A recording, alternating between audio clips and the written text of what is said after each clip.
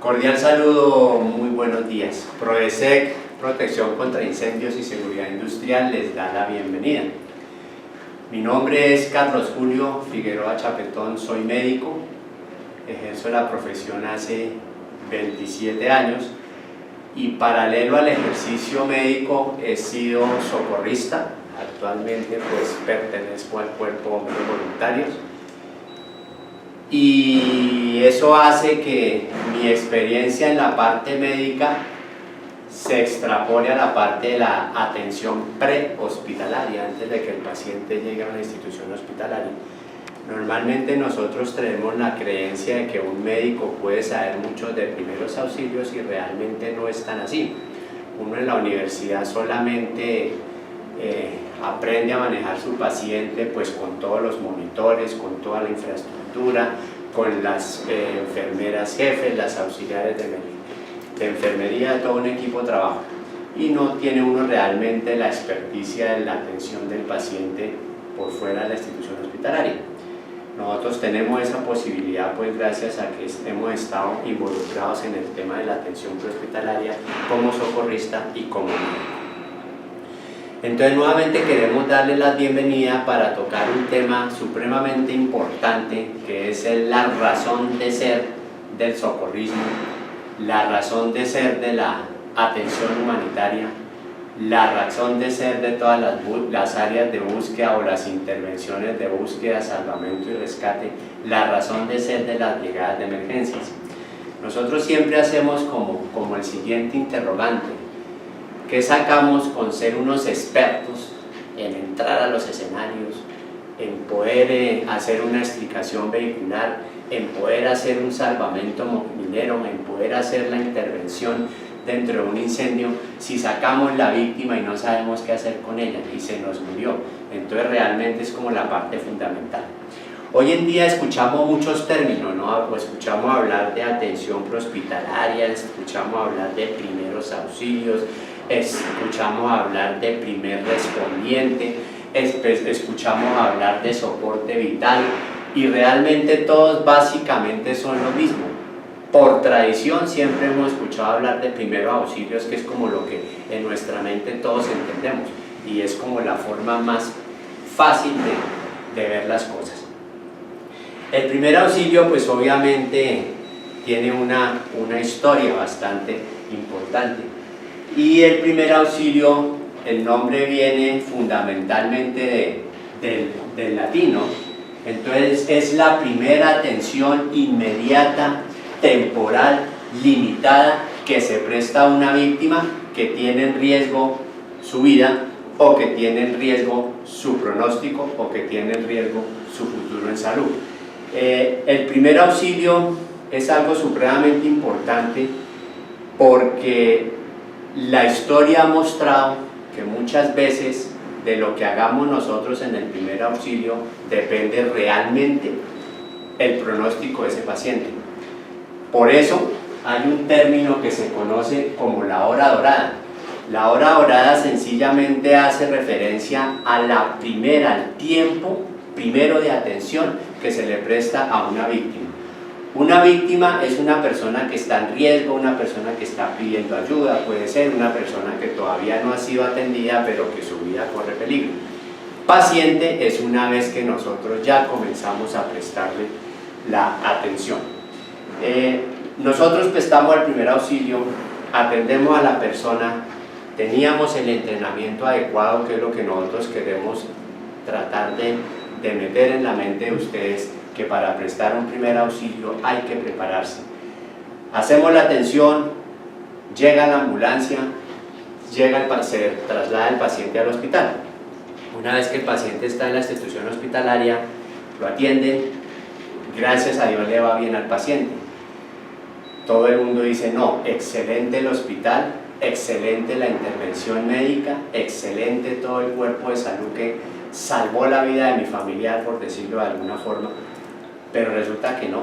De pronto al que hay que darle las gracias es al que prestó el primer auxilio. Ese es el héroe anónimo. Con una maniobra muy sencilla que él aprendió en un curso, hizo que ese paciente tuviera la oportunidad de llegar a la institución hospitalaria y salvaran su vida, o al revés, ¿no? Porque así la vemos muy bonita, listo, el héroe, el que prestó el primer auxilio, perfecto y muy valedero, pero puede ser al revés. Resulta que el que prestó el primer auxilio no hizo las cosas bien porque no estaba preparado y sencillamente improvisó por la buena voluntad de atender a la persona. Esa persona llega a la institución y no corre la misma suerte del ejemplo anterior. Entonces vamos a decir, no, esos hospitales no sirven para nada, los profesionales de la salud no sirven para nada, y resulta que de pronto no es así.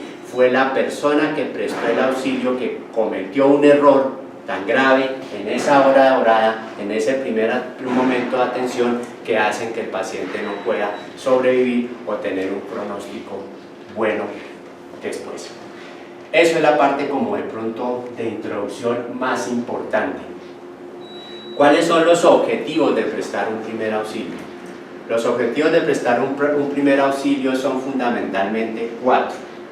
Si tuviera la posibilidad de yo preguntarle a ustedes cuál es el objetivo de prestar un primer auxilio, con toda seguridad que todos responderíamos salvar la vida, y eso es cierto, ¿no? Es el objetivo fundamental, pero hay muchos más, o sea, no solamente salvar la vida, hay 4: salvar la vida, ayudar a la recuperación, evitar complicaciones y asegurar el traslado. Entonces repasemos. Salvar la vida, ese no tiene necesidad de explicarse. Evitar complicaciones. ¿Qué es evitar la complicación?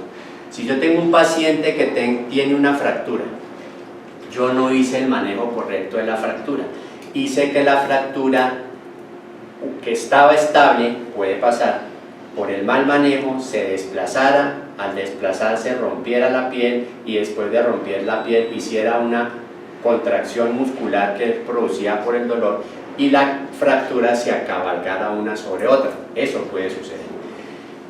Ese paciente llega a la institución hospitalaria, se le toma una radiografía, pues porque aunque la fractura es obvia, hay que mirar que no existan lesiones en otro tipo de tejidos. No se puede inmovilizar de una vez porque la fractura está cabalgada, entonces hay que colocarlo en unas pesas para que se haga tracción, colocarle medicamentos para que el músculo relaje y el hueso quede en posición de poder alinearlo de nuevo. Entonces una vez alineado diríamos, bueno, ya lo podemos inmovilizar. Pues todavía no, porque como una ruptura de la piel, una solución de continuidad en la piel, por ahí se puede introducir una infección, por ahí se puede contaminar el hueso, y el hueso es una parte muy susceptible de infección, muy difícil de manejar. Entonces no lo podemos inmovilizar todavía, sino hay que seguirle haciendo curaciones hasta que la piel sane, y después sí podemos inmovilizarlo. Ahí ya estamos hablando de 8 días, 10 días en que el paciente tuvo que estar hospitalizado. ¿Va a quedar bien? Sí, va a quedar bien, pero tuvo 10 días de hospitalización. Vamos al mismo caso, pero con diferente manejo. Entonces resulta que la persona que le atendió inicialmente sí tenía el conocimiento, le hizo una perfecta inmovilización desde el principio, evitando el dolor, evitando lo que pasó con el paciente anterior, y ese paciente bien inmovilizado, estamos hablando exactamente del mismo caso, llega a la institución hospitalaria, se le toma una radiografía, no tiene desplazamiento, no tiene heridas, se inmoviliza de una vez y es un paciente que en 1 hora se va para la casa. Miren la diferencia. 10 días el primero, 1 hora el segundo, siendo exactamente el mismo caso. ¿Cumple quién? De la persona que prestó el primer auxilio. Por tanto, lo complicó. Entonces, otro objetivo es evitar complicaciones. Ayudar a la recuperación. Ese sí que es mucho más importante todavía. Un paciente que se rueda por la escalera y es posible que tenga una lesión en su columna y una afectación en la columna cervical, que puede hacer que si nosotros no lo manejamos bien inicialmente, entonces el paciente quede en una silla de ruedas en el mejor de los casos, o cuadripléjico en un caso ya más avanzado. Si yo le hago un buen manejo, una buena inmovilización desde el principio, el paciente va a tener muchísimo más probabilidades de volver a caminar, porque yo ayudo a que se recupere con esa intervención. Si no lo manejo bien y el paciente queda en silla de ruedas, pues yo no ayudé a que se recuperara, pues no volvió a caminar. Diferente al caso anterior, El caso anterior, cometo yo un error en el manejo, el paciente se demora más, pero queda bien. Lo complico, pero no más. En cambio, en este caso sí no ayuda a que se recupere porque el paciente no vuelve a caminar por el error que yo cometí. Entonces, ese sería otro de los objetivos. Y el último objetivo que hablan de asegurar el traslado, no hace referencia pues a que yo tenga, por decirlo de alguna manera, que meterme la mano al bolsillo para pagar la ambulancia. La idea de ese objetivo de asegurar el traslado es que yo debo permanecer con el paciente hasta que se lo entregue a otra persona, hasta que se lo entregue a otro respondedor.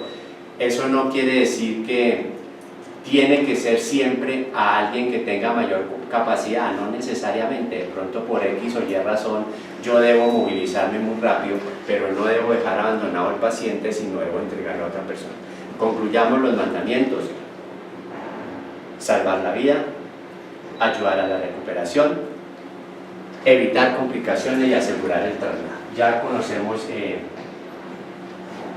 los mandamientos. Leamos aquí una nota que escribí en la presentación que es muy importante.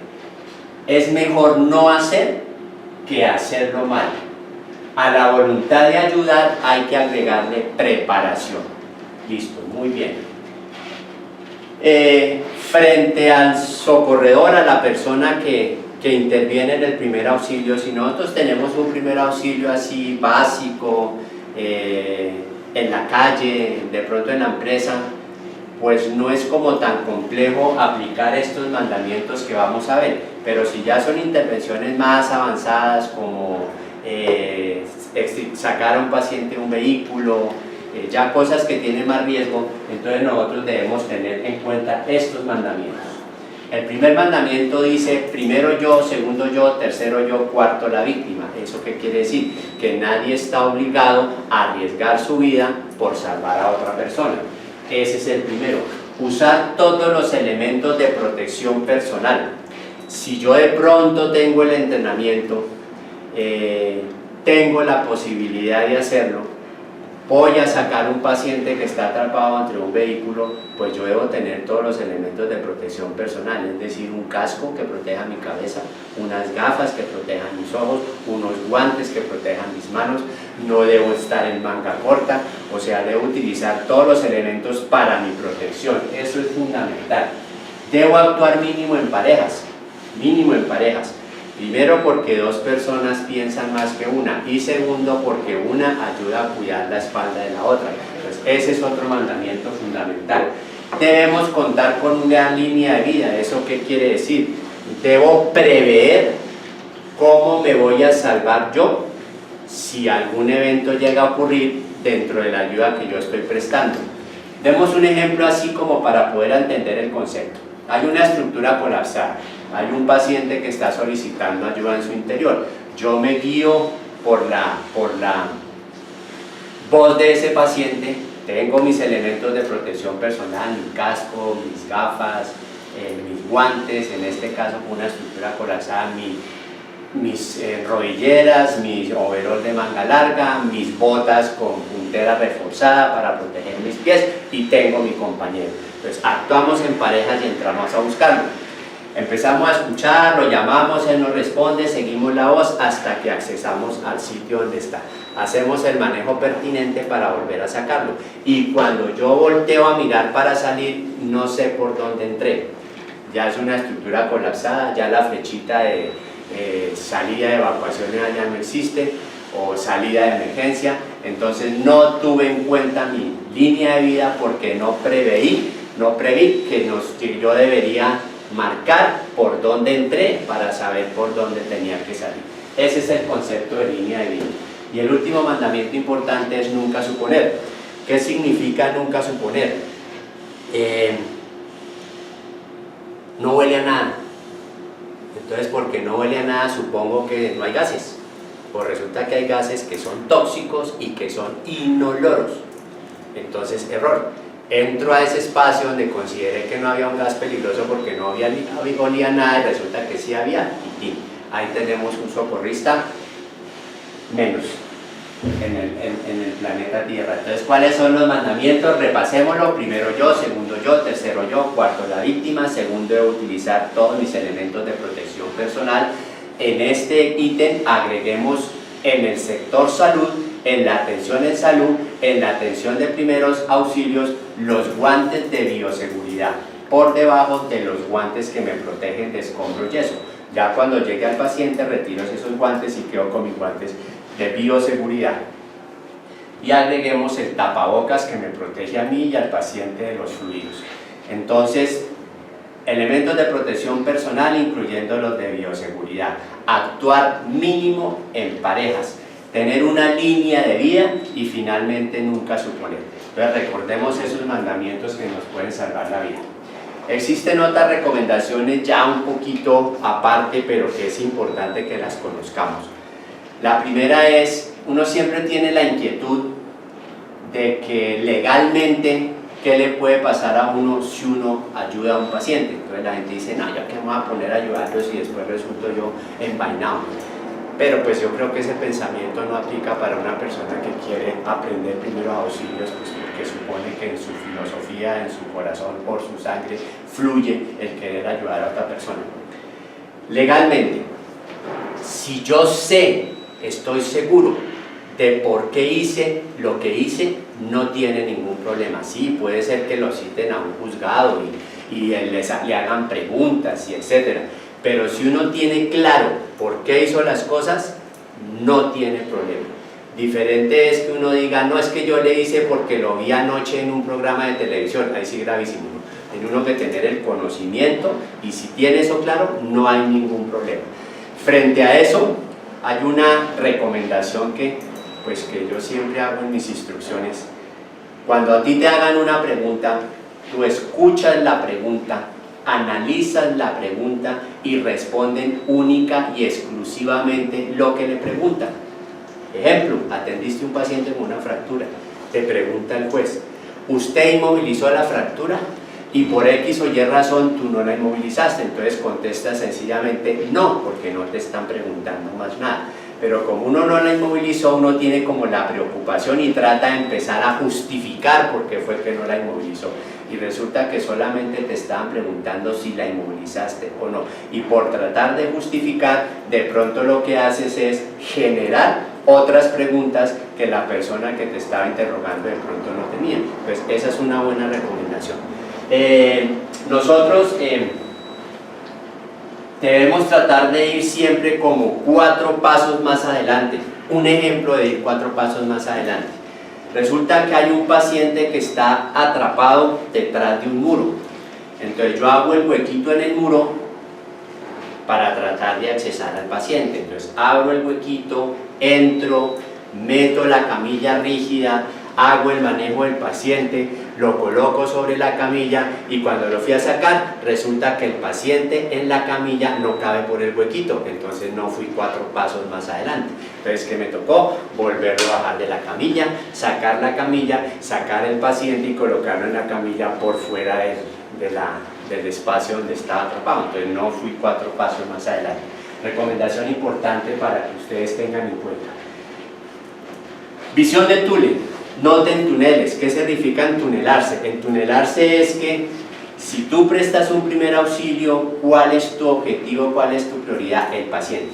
Entonces cuando tú abordas el paciente, entres así, no miras sino solamente el paciente y no ves toda la parte que está en el medio ambiente, en el medio secundario del paciente. Entonces, por ejemplo, al mirar el paciente tú no miras hacia arriba un riesgo grande que había arriba, un objeto que podía caer, entonces no, estabas entunelado, hay que salirse de esa visión de túnel. No miras hacia los lados a ver de pronto qué recurso humano es, qué talento humano es, que te puedan ayudar. Entonces, pudiendo tener ayuda, no la puedes utilizar porque estabas entunelado solamente en el paciente. Entonces hay que salirse de esa visión de túnel. Y siempre que ustedes trabajen en equipo, absolutamente toda acción que ustedes hagan en el campo de las emergencias y en el campo de los primeros auxilios requieren un líder, requieren que haya un líder. Listo, perfecto. Ya entremos un poquito más, entremos en materia. ¿Qué necesitamos nosotros? ¿Qué necesitamos nosotros para estar vivos? Entonces, el cuerpo humano está formado por células. O sea, todos sabemos, el ojo son células, el corazón son células, el hígado son células. Entonces, nosotros estamos vivos porque esas células que trabajan obviamente todas en equipo en el organismo se mantienen vivas. Cuando una persona muere, si todo el mundo dice, sí, murió porque entró en paro cardiorrespiratorio, si finalmente todos morimos así. Pero la razón real, la causa real de muerte es que cada una de las células comienzan a morirse hasta que se mueren todas. Esa es realmente lo que ocurre en la muerte. Entonces, para estar vivos necesitamos que esas células se mantengan vivas. ¿Qué necesitan esas células para mantenerse vivas? Necesitan oxígeno. Con ese oxígeno, con la alimentación, que es el combustible, con el agua, entonces el oxígeno más el combustible más el agua, con eso cada célula produce energía para mantenerse viva. Si nosotros suspendemos la comida, ¿las células mueren inmediatamente? No. Si nosotros dejamos de tomar agua, ¿las células mueren inmediatamente? No. Si nosotros suspendemos el oxígeno, ¿las células mueren inmediatamente? Sí. Las células tienen aproximadamente 5 minutos de sobrevida sin oxígeno. Entonces, el primer auxilio, lo clave es el oxígeno. Por eso nada del vasito de agua, nada de esas cosas cuando nosotros estemos prestando un primer auxilio. ¿Qué es lo primero que nosotros en ese orden de ideas que estábamos viendo necesitamos? Entonces, lo primero es respirar, que realmente lo que hacemos es ventilar. Entonces, ¿qué hacemos al ventilar? Meter aire al cuerpo, meter aire al pulmón. Ese aire que entra al pulmón contiene el oxígeno que nosotros vamos a utilizar. De todo el aire que nosotros respiramos, el 21% es oxígeno, que es el que vamos a utilizar. Ese oxígeno, ese aire, entra por la nariz o puede entrar por la boca, pasa la laringe y la tráquea y llega al pulmón. Entonces, ¿cuál es la estructura del pulmón? La estructura del pulmón es esta. Entonces, el pulmón está lleno de sacos como estos que se llaman alvéolos. Esa realmente es la estructura del pulmón. Si nosotros sacamos un alvéolo de estos acá, vemos esta bola grande. O sea, el pulmón está lleno de alvéolos, de estas cositas. Si nosotros estas alvéolos las abriéramos así como un tapete, podríamos cubrir una cancha de fútbol, para que se den cuenta la extensión tan grande que tiene el pulmón. Y esos alvéolos están ustedes, como ven, rodeados de arterias y venas, es decir, existe un contacto directo entre la pared de la arteria, la pared de la vena y la pared de este alvéolo. Esa pared, entonces pared que vemos acá, entonces aquí tenemos el alvéolo, este es el alvéolo. Acá tenemos el vaso sanguíneo, la arteria o la vena. Entonces las paredes entran en comunicación. A través de esa pared es que nosotros vemos que el oxígeno entra a la sangre y el CO2, que es el producto de desecho de la célula después de que utiliza el oxígeno para producir energía, ese CO2 es eliminado por el pulmón cuando exhalamos. Inhalamos, entramos oxígeno, exhalamos, sacamos CO2. Entonces el oxígeno entra, el CO2 sale. ¿Quién transporta el oxígeno y el CO2? Ambos los glóbulos rojos. Aquí están los glóbulos rojos. Entonces el oxígeno entra, va al glóbulo rojo. El glóbulo rojo es bombeado por el corazón y va y lleva ese oxígeno a la célula. La célula lo utiliza, produce el CO2, el glóbulo rojo que ya entregó el oxígeno recoge ese CO2 y vuelve nuevamente por la acción del corazón, de la circulación, vuelve al pulmón para pasar el CO2 al alvéolo y ser expulsado. Entonces nosotros necesitamos que eso esté funcionando permanentemente para que el paciente esté vivo. El mantener esto es lo que hacemos en el primer auxilio para mantener al paciente vivo. Realmente esa es la idea. Entonces aquí vemos el bombeo del corazón. entonces el corazón bombea la sangre, va y la lleva a la célula, vuelve al corazón, o sea, lleva el oxígeno a la célula, recoge el CO2, vuelve al corazón, lo bombea al pulmón, entonces en el pulmón deja el CO2, recoge el oxígeno, vuelve al corazón y vuelve a ocurrir el ciclo. Este ciclo es el que nos mantiene vivos. Este ciclo es el que nosotros tenemos activo cuando prestamos un primer auxilio. Ese es el objetivo fundamental. Ya existen otros componentes anatómicos que ya no son tan importantes para mantener la vida y que los manejaremos en el momento en que nosotros veamos el primer auxilio. Signos vitales. Pues ese circuito que nosotros estábamos viendo ahorita, ¿cómo sabemos que está funcionando? ¿Cómo sabemos que la persona tiene la posibilidad de mantenerse viva porque está funcionando lo que veíamos ahorita?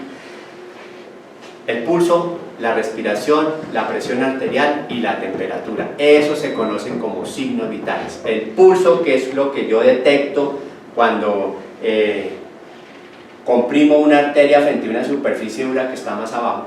Entonces, ese signo vital llamado pulso lo que me indica es que el corazón está funcionando. La respiración, yo miro si el paciente mueve su tórax. Ese movimiento del tórax implica que el paciente está ventilando o que comúnmente se conoce como está respirando. El paciente está ventilando, entonces está entrando oxígeno. Si el corazón está funcionando, tiene pulso, el oxígeno se está bombeando por la sangre a través de los glóbulos rojos al cuerpo. Esos son los más importantes. Pasemos ahora a la temperatura. La temperatura es un signo vital muy importante de conocer, mas no se maneja mucho en el primer auxilio el tomar la temperatura, pero sí el evitar que el paciente se le baje la temperatura. La temperatura es, el ejemplo para que lo entendamos es como si yo prendo un carro. Nosotros somos una máquina perfecta, funcionamos exactamente igual que un carro. Si nosotros prendemos un carro a las 3 de la mañana, lo ponemos a subir una loma de una vez, ¿qué le va a pasar al carro? Se apaga. Necesitamos que esté calientico, una temperatura ideal, y así va a funcionar perfectamente. El organismo es así. Si nosotros nos enfriamos, nos apagamos. Por eso la temperatura es un signo vital. La presión arterial. Entonces la presión arterial, que tampoco la manejamos mucho en el primer auxilio, la presión arterial lo que me indica es la fuerza con que el corazón está bombeando. Si el corazón está bombeando muy pasito, pues el glóbulo rojo no alcanza a llegar a la célula a entregar el oxígeno, la célula se muere y el paciente se muere. Pues esos son los que conocemos como signos vitales. Nosotros cargamos un tensiómetro en el bolsillo, no, que es con lo que medimos la presión arterial. Nosotros cargamos un termómetro, que es con lo que medimos la temperatura en el bolsillo, tampoco. Por tanto, en el primer auxilio, lo básico es el pulso y la respiración. ¿Cómo miramos el pulso? El pulso más importante, que ustedes tienen que aprenderlo con la práctica, sí existe el pulso que nosotros tomamos acá, que es el pulso radial, podemos tomar unos pulsos acá, que es el pulso inguinal, pero el más importante que nosotros debemos aprender a tomar, porque es con el que tomamos las decisiones, es el pulso carotídeo, el pulso que encontramos en el cuello. Está la manzana de Adán, conocida como la manzana de Adán. Hay un músculo grueso acá al lado, que es el esternocleidomastoideo. Entonces el espacio que hay entre este músculo grueso, la manzana de Adán, ahí en ese canal, ahí busco el pulso. Hagan el ejercicio, utilicen estos 3 dedos, nunca este, todo el mundo ya sabe por qué. Podemos sentir nuestro propio pulso. Utilizamos estos 3 que nos permiten coger una mayor cobertura, una mayor superficie.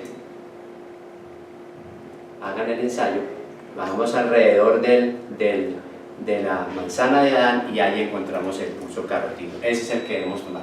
¿Cómo miramos la respiración? La respiración nos enseñan hoy en día los últimos protocolos para que sea más fácil. Solamente miramos el tórax a ver si se eleva. La recomendación es que no lo miremos desde arriba porque es difícil ver el movimiento. Agachémonos para verlo lateralmente, donde ahí sí podemos ver el desplazamiento. Con eso ya sabemos si el paciente tiene pulso y respira, que son los signos vitales que nos interesan en forma fundamental. De ahí, entonces, ya comenzamos a atender nuestro paciente como tal. Aplicar unos protocolos que entonces es el motivo de la siguiente sección. Entonces ya sabemos qué es lo que necesita el paciente para estar vivo. Ya sabemos si lo que necesita el paciente para estar vivo está o no está, es decir, los signos vitales, si está respirando, si su corazón funciona, y después de eso tomamos las decisiones de comenzar su atención. Encontramos dos tipos de pacientes, el que sí tiene pulso y sí respira y el que no tiene pulso y no respira. ¿Cómo lo manejamos? Ya lo vamos a aprender en la siguiente sección. Bueno, ya vimos entonces lo que necesitamos para que nuestras células estén vivas.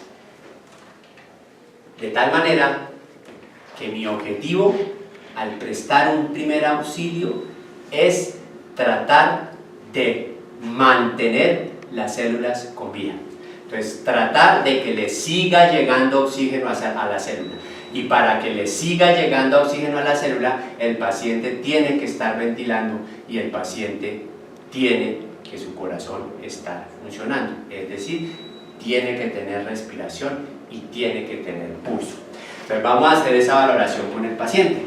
Como habíamos dicho, podemos encontrar pacientes que tengan pulso y respiren, o pacientes que no tengan pulso y no respiren. Vamos a empezar con los más críticos, que son los que no tienen pulso y no respiran. Lo primero que yo tengo que hacer, primer paso, bueno, esto es muy importante, ¿no? Nosotros vamos a ver un protocolo. ¿Qué es un protocolo? Una serie de pasos lógicos y ordenados que me permiten conseguir un objetivo. ¿Eso qué quiere decir? Que si yo no sigo los pasos en forma ordenada, no voy a conseguir el objetivo. Pues esto que nosotros vamos a hacer primero, segundo, tercero, así debe ser el orden. Yo no lo puedo cambiar, porque las estadísticas muestran que ese es el orden que me ayuda a salvar las vidas. Entonces, primer paso, aseguro la escena y todos mis elementos de protección personal. Entonces, aseguro la escena, me salgo de la visión de túnel que es el paciente, miro que no haya un riesgo primero para mí, cumpliendo los mandamientos, después para el paciente. Aseguro la escena, mis elementos de protección personal, guantes para protección biológica, mis gafas para proteger mis ojos porque es una vía de absorción muy importante, tapabocas para evitar contagiar o contagiarme al paciente. No vamos a utilizar el pasabocas por razones el tapabocas, perdón, por razones del video. Comenzamos, después de asegurar la escena, aproximación a la víctima, porque todavía no la hemos atendido, por tanto no es paciente. Entonces la aproximación a la víctima, primero hay una aproximación sonora. Señor, señor, señor, señor, mire, soy brigadista, soy socorrista, soy profesional de salud, lo que ustedes quieran. Señor, señor, señor, me escucha, lo voy a ayudar, lo voy a ayudar. Esa es la primera aproximación sonora. La segunda aproximación es aproximación táctil. Señor, señor, señor, esa aproximación táctil se debe hacer en forma defensiva, es decir, que yo esté en capacidad de retirarme rápidamente si el paciente me agrede. ¿Por qué me puede agredir? Por muchas razones. Porque puede ser de pronto un paciente psiquiátrico, porque de pronto es un paciente que tuvo un trauma craneoencefálico y eso le altera su relación con el medio externo, entonces él puede tratar de defenderse. Puede ser un paciente que estaba medio somnoliento, por decirlo de alguna manera, medio inconsciente, que ese término no existe, pero es para hacernos entender. Estaba medio inconsciente, de pronto abre los ojos, ve que alguien se le viene encima, no recuerda qué le pasó y se defiende. Entonces debemos estar prestos a poder retirarnos rápidamente. O también hay casos de casos, ¿no? Puede ser que el paciente esté haciendo teatro, como nosotros llamamos, para atracar a la persona que lo vaya a ayudar. Todas esas cosas hay que contemplarlas. Entonces, señor, señor, señor, el paciente no responde. Señor, señor, señor, señor, el paciente no responde. En posición defensiva para poder retirar. Entonces, hasta ahí llevamos la primera parte de la evaluación. Paciente no responde al estímulo sonoro, paciente no responde al estímulo táctil. Anteriormente utilizaban el estímulo doloroso, que lo hacían infligiendo dolor al paciente en alguna zona dolorosa para ver su reacción. Los protocolos actuales han quitado ese estímulo doloroso. Médicamente nosotros sí lo utilizamos, pero en la parte de primeros auxilios no. Entonces, no utilizamos el estímulo doloroso. Siguiente paso, miramos si el paciente tiene pulso y si el paciente ventila. Según el entrenamiento que ustedes tengan en primer auxilio, puede ser que no hayan aprendido a tomar pulso, entonces no toman pulso. Mirar si respira, eso sí lo puede hacer cualquier persona sin haber recibido el entrenamiento. Sencillamente miramos si el tórax expande. El paciente no respira. Y si sé tomar pulso, el paciente no respira y el paciente no tiene pulso. En ese momento, siguiente paso, pido ayuda. Podrán estar pensando ustedes si algunos de los que están viendo nuestro video han recibido formación en primeros auxilios. Existen dos puntos en el cual pedir la ayuda, para que ustedes lo tengan en cuenta y dentro de su protocolo mental escojan cuál de los dos utilizar. El primer punto es zona segura, bioseguridad completa. Señor, señor, señor, señor, el paciente no responde. Señor, señor, señor, señor, el paciente no responde. En ese momento pido ayuda. Así hay algunos protocolos están así. Otros protocolos están: aseguro la escena, bioseguridad completa. Señor, señor, señor, señor, el paciente no responde. Señor, señor, señor, el paciente no responde. Miro si respira, tomo pulso, no tiene pulso, no respira. En ese momento pido la ayuda. ¿Vieron la diferencia? Unos las piden antes de tomar pulso y respiración, otros la piden después de tomar pulso y respiración. Queda a su criterio, cualquiera de las dos es válida. Yo prefiero después de tomar pulso y respiración porque tengo más parámetros para agilizar la pedida de ayuda, pero no importa, utilicen cualquiera de los dos. Muy bien. Pedir ayuda. La ayuda debe ser solicitada en forma objetiva, en forma corta. La ayuda lo que pretende es que me llegue a mí lo que yo necesito. Entonces, si yo necesito que me llegue una ambulancia con el debido equipo, entonces no debe empezar: paciente, entonces, señor, por favor, llame al 123, que es lo que manejamos en nuestro medio en Colombia. La idea es que en algún momento va a ser completamente nacional. Ese curso ya está en proceso.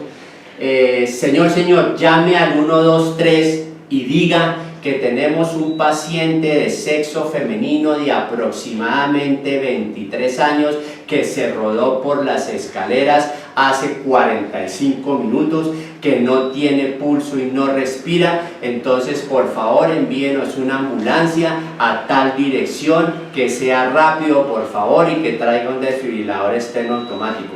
¿Será que el señor se acuerda de todo eso cuando vaya a llamar? Muy seguramente no. Entonces nosotros sencillamente: señor, llame al 123 y pida una ambulancia que traiga desfibrilador externo automático para esta dirección.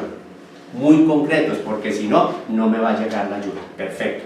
Eso es activar el sistema, pedir ayuda. Si estoy solo, puedo gritar: alguien me ayuda. Puede ser que pase, puede ser que no pase. No hay nadie. Hoy en día se puede decir que casi todo el mundo tiene un celular. Entonces, yo mismo hago la llamada 123, puedo dejarlo en altavoz sobre el piso, que eso me va a permitir seguir la comunicación con el 123 y poder iniciar las maniobras sin necesidad de estar pendiente del celular. Entonces pedimos ayuda. Y la siguiente intervención es comenzar las maniobras de reanimación cardiopulmonar. Las maniobras de reanimación cardiopulmonar en este lado del continente, en este lado como dice todo el mundo, en este lado del charco, en la parte americana, la Asociación Americana del Corazón es la que lidera los protocolos en reanimación cardiopulmonar. Entonces vamos a basarnos en la mayoría de lo que dice la Asociación Americana del Corazón. Entonces, la atención del paciente inicia por la C, continúa por la A y sigue por la B. Antes era A, B, C. ¿Qué significa la que empezamos por la C? Que empezamos con la parte circulatoria. ¿Qué significa la parte circulatoria? El corazón, no hay pulso, ¿cierto? Por tanto, el corazón no está funcionando. Si el corazón no está funcionando, no está bombeando los glóbulos rojos para que lleguen el oxígeno y la célula se va a morir. Entonces nosotros tenemos que tratar de que ese corazón bombee para que los glóbulos rojos lleguen. Entonces hacemos una compresión que ya vamos a explicar cuál es la técnica. Aquí lo que estamos haciendo es que el corazón bombee su sangre. Después pasamos a la A. La A es hiperextender la cabeza para hacer que la lengua del paciente no obstruya su propia vía aérea y poder darle la B, que serían las ventilaciones, boca a boca o a través de un artefacto y la boca. ¿Para qué? Para tratar de aportarles el oxígeno que puedan transportar los glóbulos rojos que yo estoy bombeando con la maniobra de compresión cardíaca. ¿Listo? Perfecto. Entonces, ahora las compresiones cardíacas. Nosotros tenemos un hueso aquí, tóquense ustedes, aquí hay un hueso en la mitad del tórax, un hueso duro que tiene una distancia, ¿no? Entonces, o sea, ustedes lo miden aquí, empieza, aquí termina. Lo dividen en dos y en la mitad inferior de ese esternón colocan la base de la mano. Derecha o izquierda, no importa. Colocan la otra encima. Levantan las manos. ¿Para qué? Para que solamente se apoye la base de la mano y no se disperse la fuerza por toda la mano. Los brazos deben estar perpendiculares. Aquí tenemos el paciente sobre una mesa, pues para facilitarnos en la enseñanza, pero pues obviamente, muy seguramente va a estar en el piso, ¿no? Pero no importa, entonces estaré yo arrodillado al lado del paciente. Mis rodillas deben estar en contacto con el paciente para que mis brazos queden completamente perpendiculares. La fuerza no la hago con los brazos, por más pesista que sea. Eso es una maniobra que cansa muchísimo. Entonces lo hago es con todo el peso del cuerpo. En esta forma, el peso del cuerpo. ¿Qué profundidad? Mínimo 5 centímetros, máximo 6 centímetros. Siempre es una profundidad considerable porque la idea es que yo comprima el corazón. Lo estoy comprimiendo entre el esternón, que es este hueso de acá, y la columna vertebral, que también es rígida. Entre esos dos huesos es que yo estoy comprimiendo el corazón. Nosotros estamos acostumbrados a que el corazón está en el costado izquierdo. Entonces borremos eso porque realmente el corazón está en toda la mitad. Entonces cuando nosotros interpretamos el himno patrio no deberíamos hacer así, sino deberíamos hacer así porque está en toda la mitad. Entonces por el estar en toda la mitad es lo que nos permite hacer esa compresión. Mínimo 5 centímetros, máximo 6. ¿A qué velocidad? ¿A qué frecuencia? Más o menos que yo logre hacer unas 100 a 120 compresiones por minuto. Entonces, revisemos cuánto nos puede dar esa frecuencia. Más o menos ese sería el ritmo. No solamente hay que dejar que comprima el corazón, sino hay que dejarlo que vuelva a llenar. Que comprima y que vuelva a llenar. Porque si no permitimos que vuelva a llenar, pues no hay sangre para volver a bombear. Los protocolos dicen 100 a 120 compresiones por minuto. Yo prefiero decir lo más rápido que lo pueda hacer bien. Porque si uno dice 100 a 120 por minuto, entonces la mente de la persona se centra en hacerlo rápido, rápido, rápido. Entonces se queda pegada abajo y no permite que llene.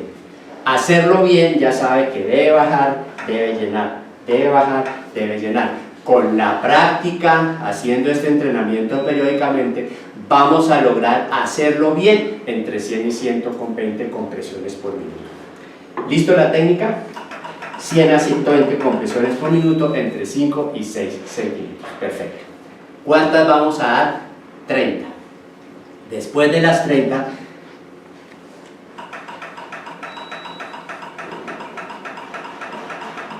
vamos contando mentalmente y contamos en voz alta las últimas. 25, 26, 27, 28, 29, 30. Pasamos a dar la ventilación. La A. Permeabilizamos la vía aérea haciendo esta maniobra y procedemos a dar las ventilaciones.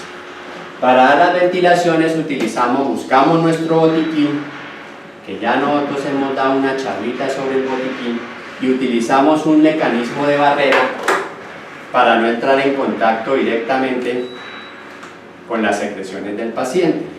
Entonces podemos tener este mecanismo de barrera, que sencillamente es un protector que ustedes leen para que miren que si pueden leer, ese es el derecho, lo colocan sobre la boca del paciente, hacen la extensión, cierran la nariz del paciente y hacen la ventilación. Sueltan la nariz para que el aire salga. Vuelven y soplan y vuelven y sueltan la nariz para que el aire salga. Ese sería un mecanismo. El otro mecanismo podría ser una máscara que la colocamos en el paciente, la sellamos bien y damos la ventilación. Soltamos. Soltamos. Cualquiera de esos dos mecanismos. ¿Cuántas? 2 ventilaciones. 30 compresiones, 2 ventilaciones. Eso es un ciclo. Dicen los protocolos que cuando cumplamos 2 minutos volvemos a verificar si el paciente tiene pulso y respira. Estas maniobras las podemos hacer en compañía, entonces mientras uno hace las compresiones, el otro da las ventilaciones. Cuando cumplamos los 2 minutos, como esto es fatigante y necesitamos hacerlo bien, cambiamos. El que estaba dando las ventilaciones pasa a las compresiones y el que está dando las compresiones pasa a las ventilaciones, si lo estamos haciendo en parejas, que sería lo ideal, ¿no? Un datico supremamente importante. Si es un paciente que tiene posibilidad de salir del paro cardiorrespiratorio, que yo lo intervengo prontamente y yo hago las maniobras bien quiere decir lo que vimos, entre 5 y 6, así en 120, hago la permeabilidad, doy las 2 ventilaciones, el paciente tiene entre un 60 y 70% de probabilidad de salir del paro. Si lo hago bien, porque si no lo hago bien, no estamos haciendo nada. Y obviamente eso hay que asociarlo con el uso del famoso desfibrilador externo automático, el famoso DEA. Listo. ¿Yo cómo hago para saber que llevo 2 minutos? Porque dijimos que cada 2 minutos mirábamos si tenía pulso y mirábamos si las compresiones, si el paciente recuperaba pulso, respiración y cambiábamos. Yo no puedo estar mirando el reloj cuando estoy interviniendo el paciente, entonces fácil, 5 ciclos. Entonces se supone que yo me gasto más o menos 2 minutos haciendo 5 ciclos. Entonces, 30 compresiones, 2 ventilaciones, 1 ciclo. 30 compresiones, 2 ventilaciones, 2 ciclos. 30 compresiones, 2 ventilaciones, 3 ciclos. 30 compresiones, 2 ventilaciones, 4 ciclos. 30 compresiones, 2 ventilaciones, 5 ciclos. Llevo 2 minutos, tomo pulso. Entonces cuento los ciclos y así sé que llevo los 2 minutos. ¿Vamos claros hasta ahí? Perfecto. Si a los 2 minutos cambiamos pulso y respiración, no ventila, no respira, otros 5 ciclos. Vuelve y juega, no ventila, no respira, otros 5 ciclos. Y así cada 2 minutos cambiamos, verificamos. Si el paciente recupera el pulso y la respiración, lo colocamos en posición de seguridad. Ahora más adelante aprendemos la posición de seguridad. Ahora existe la posibilidad de que el paciente recupere el pulso pero no respire. Entonces uno termina los 5 ciclos, es decir, 2 minutos, cambiamos, verificamos, tiene pulso. Entonces si el paciente tiene pulso pero no respira, entonces si el paciente tiene pulso pero no respira, ya no le hacemos más compresiones, sino sencillamente le damos solamente las ventilaciones. Entonces le vamos a dar 20 ventilaciones, una cada 6 segundos. Entonces sería 1001, 1002, 1003, 1004, 1005, 1006. 1001, 1002, 1003, 1004, 1005, 1006.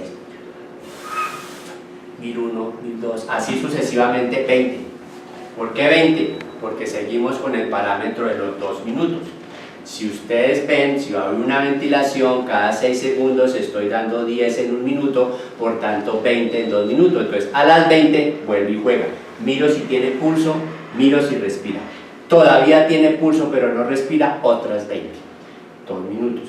Vuelve y miro, tiene pulso y respira. Resulta que ya tiene pulso y ya respira, entonces lo coloco en posición de seguridad. O puede ser que ya no tenga pulso, otra vez lo haya perdido, pues entonces inicio nuevamente el ciclo de reanimación cardiopulmonar. Esa es la metodología que nosotros utilizamos en RCP, reanimación cardiopulmonar. Ahora hay un elemento que se llama el desfibrilador externo automático. El desfibrilador externo automático es una batería grande que da una descarga al paciente cuando está en paro cardiorrespiratorio. Si nosotros, por eso es que nosotros, recuerdan que cuando pedíamos ayuda decíamos que trajeran una ambulancia con un DEA. Supongamos que estuviéramos en el aeropuerto hay DEAs, entonces puedo pedir el DEA de una vez. Eso es importante que nosotros sepamos que existe. El corazón antes de entrar en paro comienza a hacer esto, o sea, se contrae en esta forma. ¿Listo? Eso es contracción. Pero antes de entrar en paro, ¿por qué entra en paro? Porque no le está llegando oxígeno a las células del corazón y comienzan a morirse, entonces ya no tienen fuerza porque unas están muertas, otras todavía no, entonces ya no hay trabajo en equipo y empiezas a hacer esto. No esto, sino esto. Eso ya no bombea sangre. Eso es lo que se llama fibrilación ventricular. Si yo ahí le pego una descarga eléctrica, es posible que el organismo, el corazón, vuelva otra vez y las células empiecen, las poquitas que quedan, a trabajar en equipo. Esa es la idea de la descarga eléctrica que hace el desfibrilador. Cuando el corazón ya está en paro, ya la descarga eléctrica no le sirve, solamente le sirven las compresiones. Cuando está fibrilando le sirve la descarga y le sirven las compresiones, por eso le pegamos la descarga y continuamos haciendo las compresiones. El desfibrilador externo automático para los primeros auxilios, él le dice a uno lo que no tiene que hacer, entonces no se preocupen por eso. Yo les voy a decir cómo funciona para que ustedes lo tengan en mente. Llega el equipo, llega el desfibrilador. Entonces lo primero que hacemos es prenderlo. Una vez que lo prendemos, una vez que lo prendemos, el desfibrilador nos dice conecte los parches. Entonces uno coge los parchecitos que hay en el desfibrilador, le quita el pegante y lo coloca uno acá y el otro acá. La idea es que la descarga eléctrica vaya de parche a parche y pase por el corazón. ¿Listo? Entonces colocamos los parches. Los parches obviamente tienen unos cablecitos. El DEA le dice conecte los electrodos y uno conecta los electrodos al desfibrilador. El desfibrilador entonces le dice no toque el paciente analizando el ritmo cardíaco. Entonces no tocamos el paciente porque si nosotros lo estamos tocando es posible que el DEA lea nuestro corazón y no el del paciente. Entonces no lo tocamos, él lee si está fibrilando o no. Dice se recomienda dar una descarga, eso quiere decir que él interpretó que estaba fibrilando. Cargando, dice el DEA, está cargando su batería para pegar la descarga. Mientras el DEA carga la batería, yo sigo haciendo compresiones. El DEA dice no tocar al paciente, administrar descarga. Entonces yo no toco al paciente, el DEA tiene un bombillo triangular que comienza a titilar naranja, que es donde debo oprimir. Me aseguro que nadie esté tocando el paciente, entonces no tocar el paciente, todos retirados, y administro la descarga. El paciente muestra la sacudida de la descarga y listo, yo continúo reanimando, como aprendimos. A los 2 minutos el DEA vuelve a leer, dice si hay que administrar descarga o si no hay que administrar descarga y continuamos el proceso. Si el DEA dice que no hay que administrar descarga, pues entonces nosotros continuamos la reanimación como aprendimos cada 2 minutos, que ahora sabemos cada 2 minutos cuándo es, porque el DEA nos va a decir miramos si tiene pulso, miramos si respira para ver si el paciente ya regresó y hacemos el cambio. Ese es el protocolo de reanimación cardiopulmonar. Si estoy solo, 30 compresiones, 2 ventilaciones. Si estoy acompañado en parejas, 30 compresiones, 2 ventilaciones. Eso no cambia. Para que sepamos, vamos a ver cómo es el protocolo en el niño. Entonces el protocolo en el niño es exactamente lo mismo, solo que ya no lo vamos a hacer así, pues porque vamos a desbaratar al pobre peladito. Entonces lo hacemos es suave, pues para eso utilizamos los dedos y hacemos esta maniobra. Si tenemos un adolescente, 13 años, 12 años, delgado, pequeño, entonces tampoco le hacemos la maniobra así, sino la hacemos con un solo brazo. Ya es medir nuestra fuerza porque ya sabemos cuánto debemos comprimir. En el caso del niño hacemos es esto. Así hacemos las compresiones, lo mismo, 30 compresiones, 2 ventilaciones. Con el niño ya mi boca no solamente tapa la boca del niño, sino puedo tapar la boca y la nariz, y entonces así no tengo que estar presionando la nariz para que no se salga el aire cuando yo estoy insuflando y soltándola para que salga. Entonces cubro la boca con la nariz. Una diferencia importante entre el niño y el adulto cuando trabajo en parejas es que cuando trabajo en parejas, entonces ya la forma en que yo cojo el niño es esta. y las compresiones las doy en esta forma.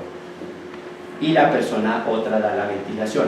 Y ya no hago 30 compresiones y 2 ventilaciones, sino 15 compresiones y 2 ventilaciones. 15 compresiones y 2 ventilaciones. Solamente en lactantes, es decir, pequeñitos, en lactantes y si trabajo en parejas, porque si no, 32. Eso es lo fundamental en la parte de reanimación cardiopulmonar. Hay un capítulo pequeñito que lo puede llevar a un paro cardiorrespiratorio, y es cuando tiene una obstrucción de la vía por cuerpo extraño, o sea, todo ahí con una pepa de mamoncillo. Entonces, uno de los signos clásicos que hace una persona cuando tiene una obstrucción de la vía aérea es esto. Entonces, si una persona hace esto y ve que está con dificultad para respirar, entonces yo me aproximo a la persona y le dice, señor, ¿no puede respirar? Entonces él dice no. Ahí es cuando nosotros hacemos la maniobra de Heimlich. La maniobra de Heimlich, ¿qué es lo que pretende? Que el diafragma, que es un músculo que está así horizontal, que separa el tórax del abdomen, yo meto la mano acá para tratar de empujar ese diafragma hacia arriba. Entonces, al empujar ese diafragma hacia arriba, lo que hago es empujar todo el volumen de aire que hay dentro del pulmón hacia afuera. La única vía de salida que tiene pues es por la boca o por la nariz, y ¡tim!, expulsa el cuerpo extraño. Eso es lo que yo pretendo hacer. Clásicamente nosotros hemos visto el golpecito en la espalda. El protocolo americano no utiliza el golpe en la espalda. El protocolo europeo sí lo utiliza, y no podemos decir que los europeos sepan más que los americanos o los americanos sepan más que los europeos. Sencillamente debemos conocerlo. Entonces ellos dan un golpe con la mano cóncava, pues para no maltratar y para generar efecto de vibración, tratando de buscar exactamente lo mismo, desplazar el aire hacia arriba. Doy 5 golpes, por tanto ese golpe debe ser en la base de los pulmones y no como estamos acostumbrados a verlo arriba. Ahorita damos un ejemplo. Entonces golpeamos 5 veces. Uno, si ustedes, protocolo europeo, 5 veces. Si el cuerpo extraño no sale de ahí en adelante, el protocolo sigue siendo el americano. No vuelven a golpear al paciente, solamente lo hacen una vez, la primera intervención 5 veces. No salió el cuerpo extraño y de ahí en adelante sigue la maniobra de Heimlich común y corriente. Si nosotros lo vemos en un bebé, entonces en un bebé lo que yo voy a utilizar es esta técnica. Coloco el bebé que quede inclinado, preferiblemente si yo estoy sentado, pues aseguro más al paciente, hagamos el ejercicio. Entonces podemos hacerlo en esta forma y hacemos este golpe, más o menos el que pretendíamos en el adulto. En el menor sí se hace en el protocolo europeo y en el protocolo americano. 5 veces. Paso al otro lado, verifico si el cuerpo extraño salió o no salió, 5 compresiones. Paso al otro lado, sostengo la cabeza del paciente para que no se caiga, 5 golpes. Paso al otro lado, verifico si salió, 5 compresiones y vuelvo nuevamente. Así sucesivamente hasta que el paciente entre en paro respiratorio. Si entra en paro cardiorrespiratorio, continúo con las maniobras de reanimación común y corriente como hemos visto hasta ahora. ¿Cómo lo manejamos en el adulto? Entonces, en el adulto, la maniobra sería en la siguiente forma. Vamos a suponer que tenemos un paciente que está con una obstrucción de la vía aérea. Entonces, aquí el compañero nos va a colaborar, también compañero del consejo. Entonces, su merced hace así, eso quiere decir que se está ahogando. Entonces, señor, ¿se está ahogando? Sí. Aquí no vamos a hacer el europeo, sino solamente el americano. Por si ustedes acaso alguna vez lo han visto, su familia y tal, el golpe es aquí abajo. 5 veces, no más, no vuelven a hacer esa maniobra. Entonces yo me coloco en esta posición y paso los brazos por debajo de las axilas. ¿Por qué en esta posición?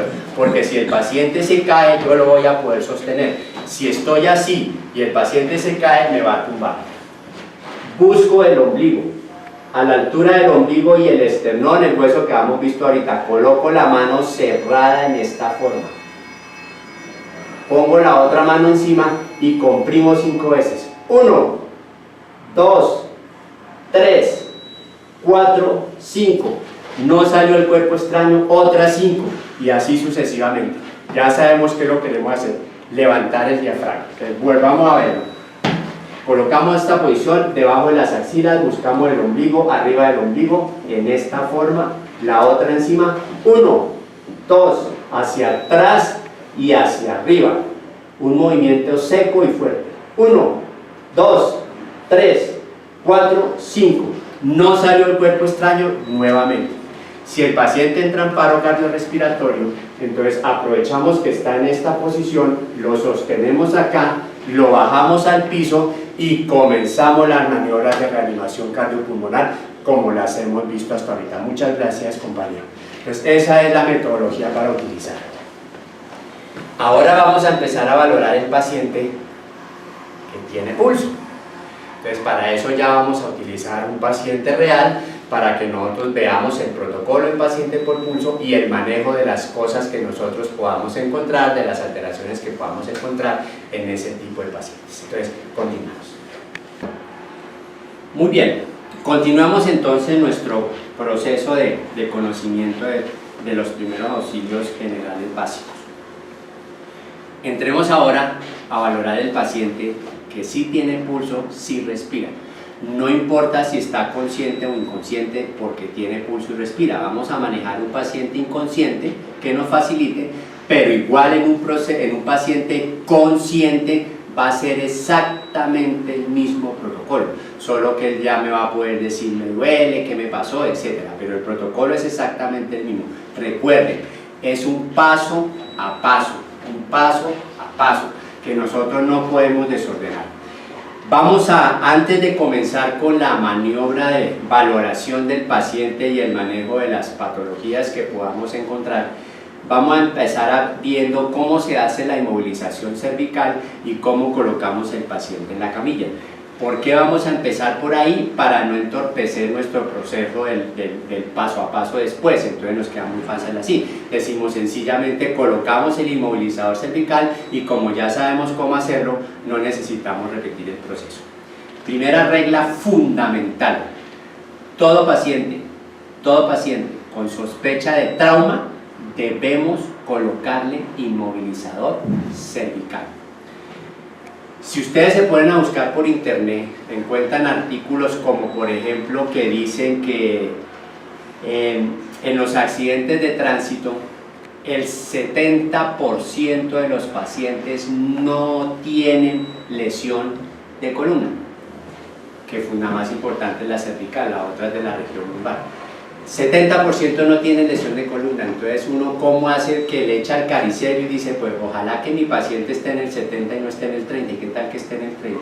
O sea, no existe forma, ni siquiera médicamente, ni siquiera por un médico, no existe forma de que si esta niña, nuestra modelo que nos está ayudando aquí con el aprendizaje, que si ella se rodó por las escaleras, yo médicamente no tengo, así en la valoración, no tengo forma de saber que no tiene lesión en la columna, porque puede que la columna se haya fracturado, pero no se haya desplazado. Entonces es posible que sus movimientos se conserven, que toda su parte neurológica se conserve y que tenga una lesión.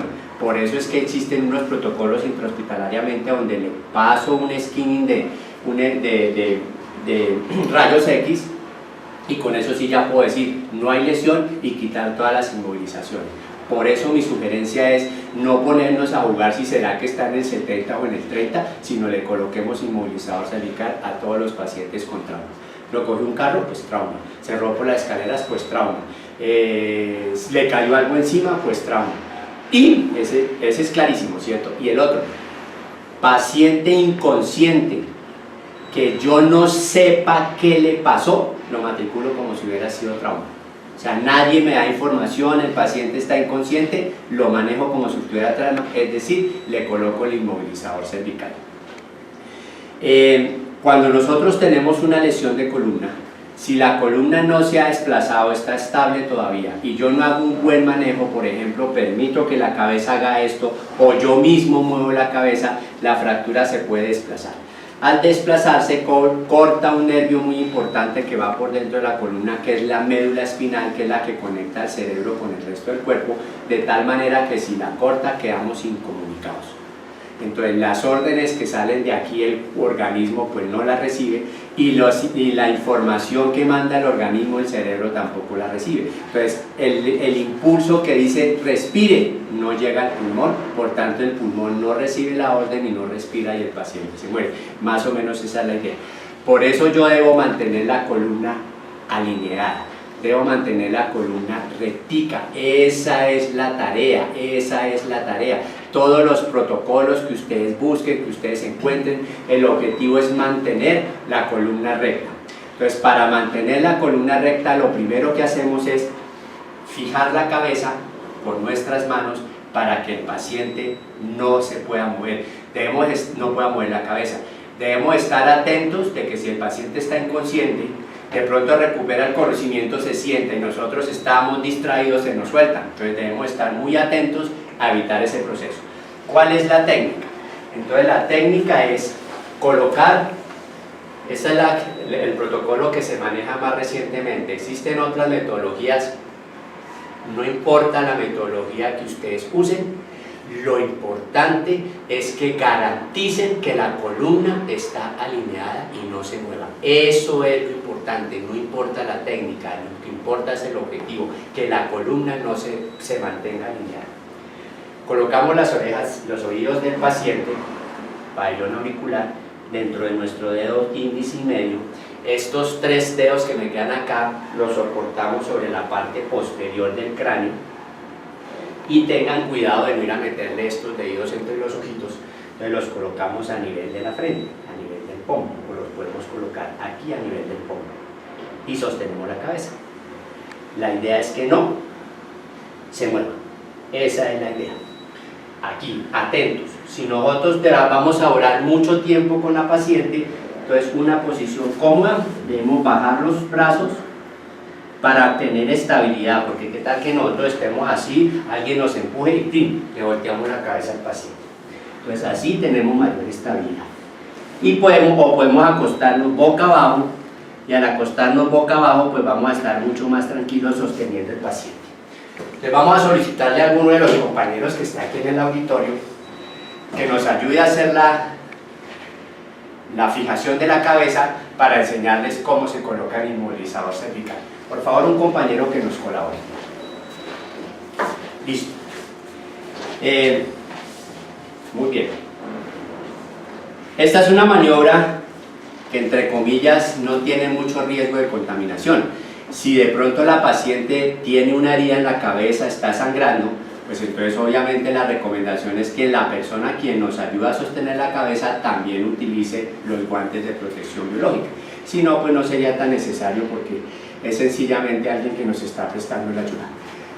¿Cuál es la base fundamental de un inmovilizador cervical? Buscar el apoyo del mentón, esto que va aquí el mentón. Entonces hay unos que vienen separados, que se llaman como Filadelfia, pues ¿cuál irá adelante? El que tenga el mentón, ese es el que va acá. Existen muchos otros como este, por ejemplo, que vienen con esta estructura fija, entonces ahí está el mentón.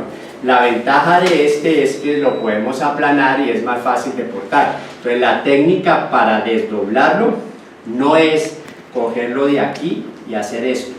Así lo voy a desdoblar. El problema es que con el uso lo voy a romper. Entonces cójanlo en bloque, hay que cuidar nuestros elementos para atender a los pacientes. Lo cogemos en bloque y lo desdoblamos. O lo cogemos en bloque y lo cerramos. Esa es la metodología. Estos inmovilizadores son de diseño americano. Entonces tienen la posibilidad de medir el tamaño para el cual yo lo debo colocar. Las instrucciones del modelo ustedes las encuentran acá, entonces ahí pueden ver perfectamente cómo es la medida. La medida es tomarla en esta, desde la base desde la superficie del hombro hasta la base del mentón. Ese es el espacio que yo debo considerar y es el espacio que llevo acá para la medida. Aquí pues no es tan importante eso, ya saben ustedes, miran las instrucciones y no tienen problema.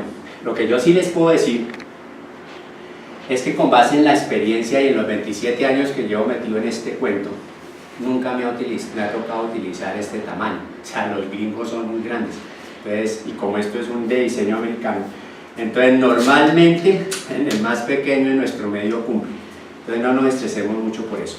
Listo, entonces la técnica. La función de nuestro compañero que nos está colaborando, que él pues ya conocía la técnica, entonces es mantener la columna en línea. Él no me va a ayudar a colocar el inmovilizador, esa es mi tarea. Entonces cojo el inmovilizador en esta forma. El velcro lo echo hacia arriba, porque si lo dejo hacia abajo, entonces es posible que se me fije a las superficies que están por debajo, entonces lo echo hacia arriba. Inicialmente hay que tener el cuidado con el cabello del paciente, entonces ahorita vamos a solicitarle a ella que nos colabore. Si estuviéramos con un paciente real, yo debo sacar ese cabello sin mover la cabeza del paciente, pero obviamente podemos jalar un poquito el cabello. Entonces ahorita nos vamos a ayudar un poquito pues para no hacerle eso a nuestra modelo. ¿Listo? Perfecto. Muy bien. Si no, como les digo, debemos hacerlo así, le jalemos un poquito el cabello. Colocamos el velcro en la parte hacia arriba y tratamos de introducirlo un poquitico hacia abajo. ¿Cuál es la tendencia que tenemos? A meterlo de frente. Cuando lo metemos de frente y lo cerramos, el inmovilizador va a quedar sobre la cara. Entonces lo metemos un poquito hacia abajo. Con esta mano buscamos el velcro, que estaba doblado. Lo cogemos en esta posición, lo cerramos y ahí sí jalamos el velcro, los que nos jala la parte que no había entrado y lo cerramos. Esa es la manera como nosotros colocamos el inmovilizador cervical. No debemos introducirlo sino un poquito, porque si lo introducimos demasiado, cuando cojamos el velcro y lo cerramos nos va a quedar acá, entonces nos va a tocar devolvernos. Solo un poquito hacia abajo, busco el velcro, cierro esto, como no lo metí sino un poquito lo voy a poder cerrar bien y ahí sí jalo la parte posterior hasta colocarlo en posición. Ahí nosotros tenemos el paciente inmovilizado. Ya mi compañero puede descansar porque casi todos los movimientos están fijos. El único movimiento que no puedo fijar es el de decir no. Ese sí lo puede hacer ella todavía. El resto sí ya no lo puede hacer. Entonces solamente sostenerlo para evitar que diga que no. Ya lo tenemos hecha la inmovilización cervical, ya garantizamos que ese cuello no se mueve. Ahora, ¿cómo garantizamos que el resto de la columna no se mueva? Colocándolo en una tabla rígida. Muchas gracias. Vamos a retirarle el inmovilizador a nuestro paciente, pues porque es un poquito molesto tener eso ahí. Entonces, mientras damos la explicación sobre el resto, le retiramos el inmovilizador. Listo. La camilla rígida. Tabla rígida, camilla rígida, la idea es que sea rígida, ¿no? Así sea un portón, no importa, la idea es que sea rígida. Y debemos tener un elemento que nos permita fijar el paciente a la camilla. Que nos permita fijar el paciente a la camilla. Que es lo que nosotros conocemos como telaraña. Obsérvenla. ¿Cómo están acostumbrados a ustedes a ver esto en todas partes, pegada a la camilla? Así no funciona. O sea, nosotros acostumbramos a verla pegada en la camilla, que la soltamos de un lado, la echamos hacia acá, ponemos el paciente, después botamos nuevamente la telaraña sobre el paciente y lo fijamos. Eso si yo tengo todo el espacio y nada que me estorbe. Vayan a un espacio reducido, vayan a una zona donde hay muchos objetos, varias personas trabajando, me arrodillo y piso la telaraña. Cuando la voy a voltear, entonces la tengo agarrada con las rodillas, tengo que soltar al paciente para acomodarla. Esta es la forma correcta como nosotros debemos mantener la telaraña. Ahorita cuando aprendamos a utilizarla nos daremos cuenta la manera inversa, o sea, cómo la dejamos en esta posición. Listo. Entonces, vamos a hacer la maniobra. En este momento, la paciente tiene el inmovilizador cervical, no se lo colocamos otra vez pues para no molestar a nuestra modelo, pero estamos ahí atentos a la cabeza y tiene el inmovilizador y vamos a colocar la camilla. Entonces, estamos en posición. Yo digo, por favor, alguien que me colabore trayendo la camilla. Traemos la camilla y la colocamos en posición. Por favor, señores, hagámonos de este lado del paciente sin pasar por encima de ella por un lado. y vamos a utilizar los hombros, las caderas y la rodilla para fijar al paciente. Las manos que están en la cadera, muy bien, protejamos las manos para que no se nos vayan a quedar. Las manos que están en la cadera, colóquenlas cruzadas para que así permitan mayor control de la fuerza que estamos haciendo. Cuando contemos 3, mi tarea, recuerden señores, mi tarea es mantener la columna alineada, entonces yo debo ser quien sostenga la cabeza y quien guíe la maniobra. Al conteo de 3, muy despacio, la vamos a colocar en posición lateral. ¿Listo, señores? ¿Comprendido? 1, 2, 3. ¿Sí ven? Yo sostengo la cabeza para que mantenga la posición. Con la mano que tienes distante, exacto, aproxima la camilla y colócala a 95 grados. Métela lo más que puedas sobre la camilla, listo, lo más que puedas, 45 grados.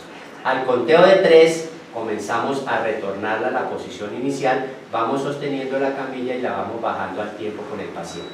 1, 2, 3. Listo, muy bien. Pasen su mano a la parte de izquierda de la paciente en la misma posición que las tenían ahorita. No, todavía quieticos. ¿Listo? Su merced apoye, yo tranco la camilla acá y su merced ayúdese con su mano en la rodilla, con la que tiene el pie. ¿Listo? Al conteo de 3 vamos a empujar a la paciente para posicionarla. 1, 2, 3. Listo, muy bien. Perfecto. Ya la tenemos sobre la camilla. El siguiente paso es fijarla. Entonces, compañeros, un momentico allí por favor y después me ayudan a terminar de fijar la paciente. Entonces, observen. Coloco la telaraña sobre la paciente. ¿Listo? Las manos nunca la debemos fijar con la telaraña. Y comenzamos a desdoblarla.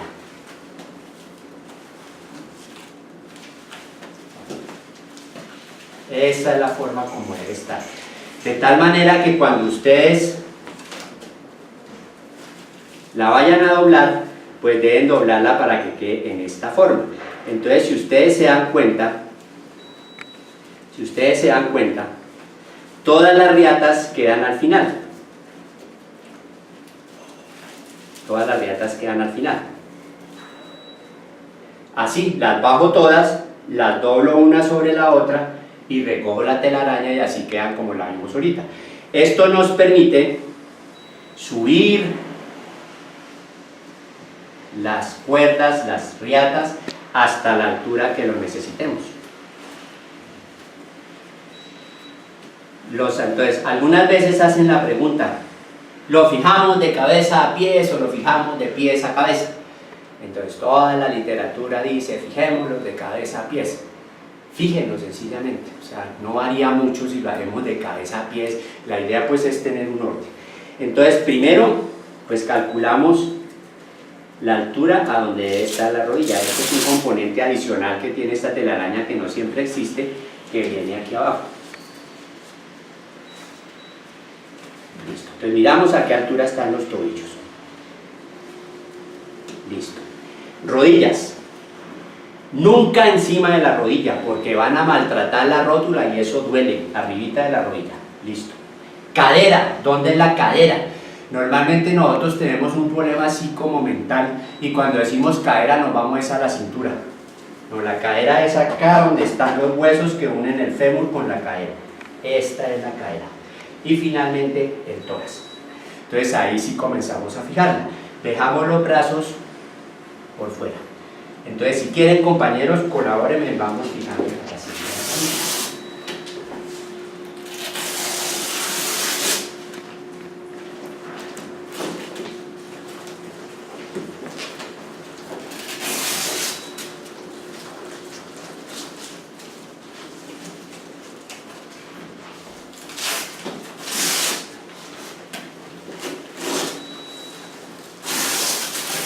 Cuando nosotros fijemos, un segundito para darles una explicación, cuando fijemos las rodillas y los tobillos, coloquemos estos 3 dedos acá y apretamos al tiempo. 1, 2 y 3, ¿listo? Para que No hagamos maniobra de torniquete. ¿Listo? Ya tenemos la cabeza fija. Y las manitas del paciente las colocamos. Obviamente hay que fijarla bien, pero pues para no apretar a nuestra muela. Bien fija, ahí está. ¿Listo? Y finalmente pues podemos colocar. Algunas no traen esta parte. Realmente esta parte, una vez que está fija la paciente, no tiene así como mayor función. Listo, perfecto. Ya la tengo fija. ¿Por qué las manos sueltas? Porque si el paciente está consciente, estar así es una posición de indefensión muy incómoda. Y segundo, porque yo necesito las manos libres para cuando ya llegue la ambulancia poderla canalizar, ponerle los medicamentos, etc. Por eso no se deben fijar con la telaraña. Allá la tenemos lista para el transporte. La forma del transporte ya es tema de otro taller. La recomendación sí es, compañeros, vamos retirando la telaraña, por favor. La condición durante el camillaje sí es que siempre lleven los pies por delante del paciente, siempre los pies por delante. La tendencia es la cabeza por delante. ¿Por qué la cabeza por delante? Porque así es que va a entrar el paciente a la ambulancia, no sino los pies por delante. Hagan ustedes el ejercicio allá, en su empresa, en sus casas, el siguiente ejercicio. Ustedes miren hacia el techo y desplácense hacia adelante. Y mirando hacia el techo, desplácense hacia atrás. Y verán la situación tan maluca que es desplazarse hacia atrás así. Todo empieza a dar unas vueltas y el paciente está mal y yo ayudándole a que todo le dé vueltas también. Por eso esa es la explicación, para que ustedes la ensayen y se den cuenta. Uy, sí, si yo soy paciente prefiero que me lleven los pies hacia adelante, para que la cabeza, la mirada vaya en esta posición. Listo, muy bien. Ya saben cómo se dobla la camilla, nuestros compañeros la vamos a poner después. Listo. Vamos a dejar a la paciente en la camilla para que esté un poquito más cómoda. Ahora sí, comenzamos la valoración. ¿Listo? Muy bien. Vamos a empezar la valoración. Muchísimas gracias, compañeros. Excelente. Entonces, aseguro la escena. No cambia el protocolo. Bioseguridad completa. Señorita, soy ella está inconsciente. Señorita, la voy a ayudar, soy socorrista, ¿qué le pasó? No me responde. Señorita, posición defensiva. Señorita, no me responde. Pulso y respiración. Tiene pulso y respira. Si no sé tomar pulso, solamente miro si respira. Y si no respira, inicio maniobras de compresión como las vimos ahorita. Compresión, ventilación, maniobra de reanimación, solamente con ver que no respira, por lo que no sé tomar pulso. Entonces, pulso, no respira y no tiene pulso. Pido ayuda. Por favor, soliciten una ambulancia en 123 a esta dirección y que traiga un DEA. Y comienzo a valorar. Primero, miro la A. ¿Qué es la A? Que la paciente esté ventilando bien. Que no haya ningún cuerpo extraño que impida que el aire llegue al pulmón. Como ella está inconsciente, no va a ser ninguna dificultad abrir la boca. Verifico que no haya ningún cuerpo extraño. Normalmente lo que obstruye la vía aérea es su propia lengua.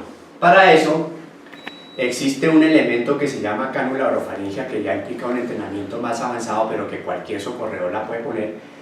Existe la posibilidad de echar la cabeza hacia atrás, también me posiciona la lengua, que fue lo que hicimos en la reanimación cardiopulmonar, pero que no la podemos usar porque es un paciente con trauma. Entonces lo que podemos hacer es echar un poquito el mentón hacia afuera para tratar de que la mandíbula salga. Eso permite que ventile. ¿Quién va a hacer eso? Mi compañero que está en la cabeza. Ella ya está con el inmovilizador cervical. Lo primero que hicimos al abordar fue, mientras yo digo señorita, miro si respira, señorita, miro si respira, no tiene pulso, pido la ayuda. Mientras tanto mi compañero la está abordando para sostener la cabeza. Y al sostener la cabeza, empuja el mentón hacia afuera. Como tiene ventilación y respira, entonces aprovecho para colocar el inmovilizador cervical y continúo la valoración.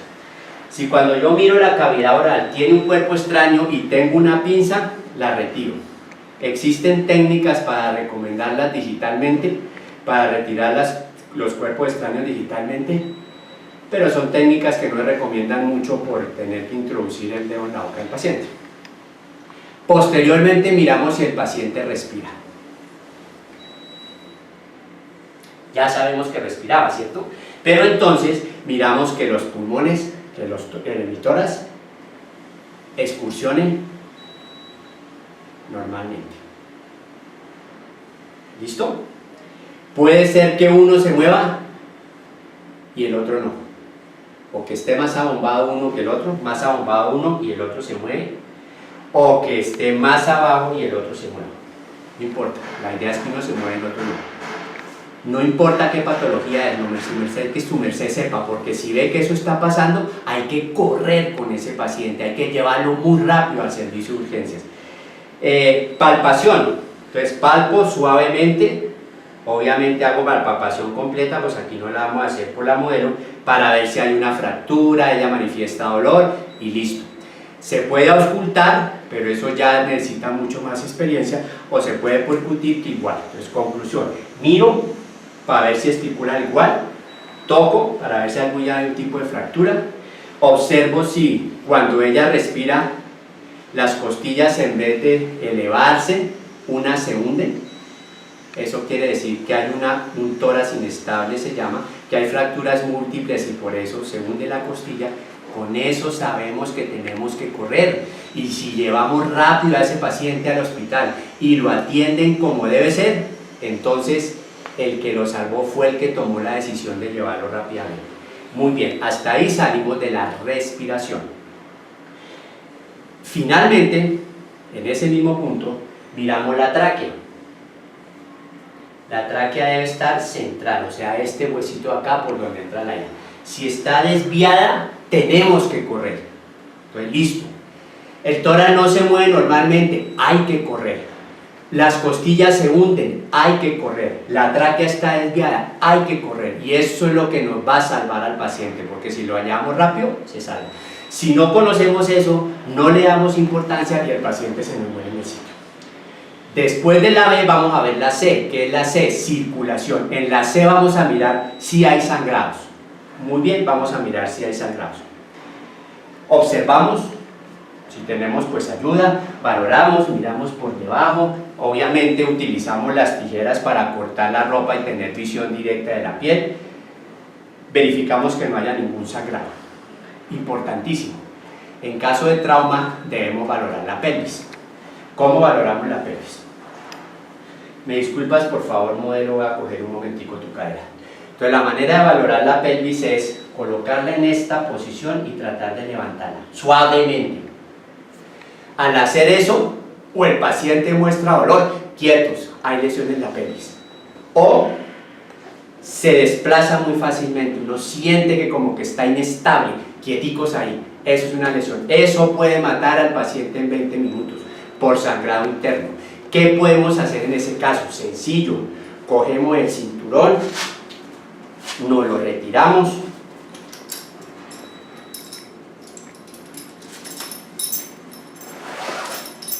utilizamos este pliegue que hay por debajo de las rodillas para meter el cinturón, lo subimos hasta la pelvis y lo fijamos.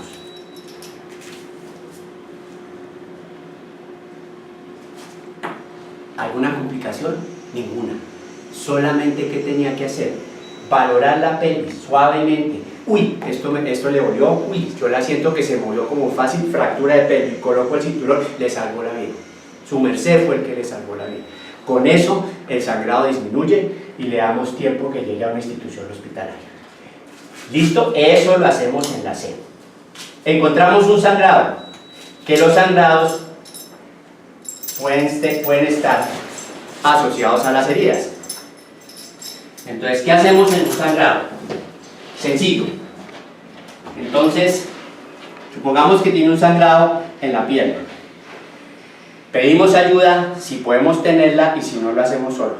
Entonces, por favor, el señor que está ahí mirando, ¿me colabora, por favor? Entonces, su merced, aquí está sangrando. Póngase unos guantecitos. Entonces, conseguimos unos guantes para que él se los coloque. ¿Listo? Levantamos la pierna. Está sangrando. ¿Listo?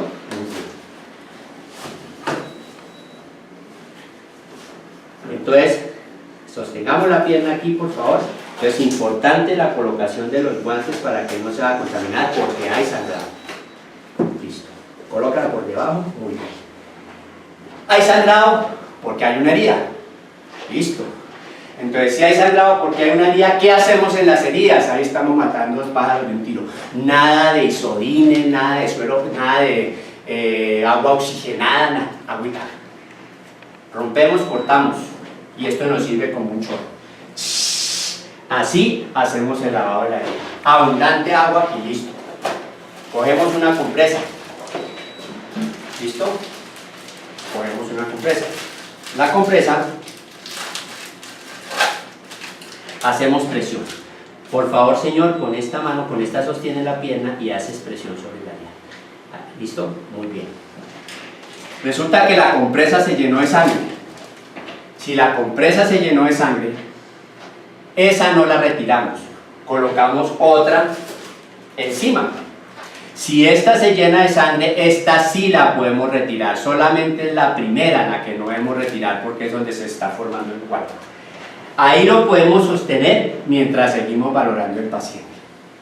Si tenemos otros pacientes por valorar, si necesitamos en algún momento fijar eso, entonces utilizamos un vendaje. Entonces, ¿cuál es la forma de utilización de un vendaje, señores? La primera recomendación, traten de no utilizar estos aditivos que traen porque trae puntas y podemos lesionarnos nosotros y lesionar al paciente. Utilizamos el esparadrapo. Nosotros con esparadrapo solucionamos absolutamente todo. Tomamos de tela. El de microporo es muy bonito, es muy estético, pero para estas situaciones de emergencia no funciona. Igual se despega muy fácil y se rompe. Cogemos uno de tela, lo cortamos, podemos fijarlo en cualquier parte mientras utilizamos la fijación del vendaje. Ahora aprendamos vendajes. El vendaje siempre lo coloco desenrollándolo, no lo suelto primero y después lo coloco.